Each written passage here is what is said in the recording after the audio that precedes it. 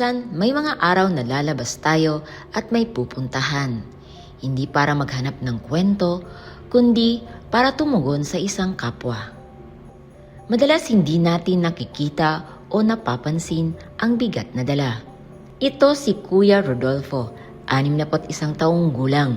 Dito nakatira sa Visayas Avenue, Quezon City.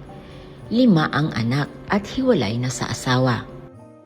Asan yung pamilya mo? Yun, nagkahiwalay-hiwalay na kami. Hiwalay na kayo ni Mrs. Tagal, no? Pero may kontak ka sa mga anak mo.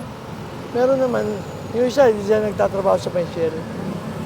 Dahil may mga kanya-kanya ng pamilya ang kanyang mga anak, ayaw na ni Kuya Rodolfo na dagdag pasanin pa siya sa mga ito.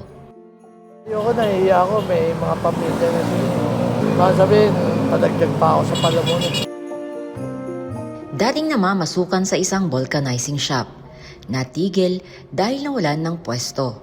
Ngayon, pangangalakal ang pinagkakakitaan para may pantawid sa pang-araw-araw. Yung pamangkin ko, may vulcanizing, nagbo-vulcanize ako dati doon. Ano yung mga kinukuha mo? Mga plastic, karton.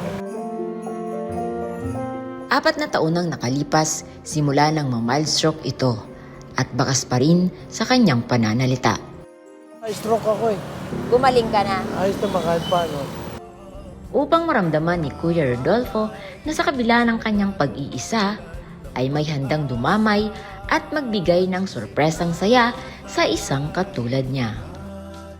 Ito, kanino mo to ibibigay? Ito, bigay ni Tatay Rani. Ayan, bigas. Tapos, grocery.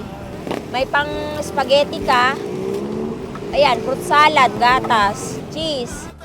Kompleto na to. Ito, sausage, corned beef, tsaka luncheon. Salamat sa iyong pagmamahal. Ikaw ang mahakay sa mga nawawalan ng pag-asa. May bibigay pa po si Tatay Rani sa inyo. Para sakaling magkita or mabigay mo yan sa anak mo, may pandagdag po kayo. Kay daling lapitan at Rani, maraming salamat po sa regalo mo po sa akin. Salamat po dito. ang tatay ng bayan. Sa mundong puno ng hirap, minsan sapat na ang simpleng malasakit para ipadama na may pag-asa pa.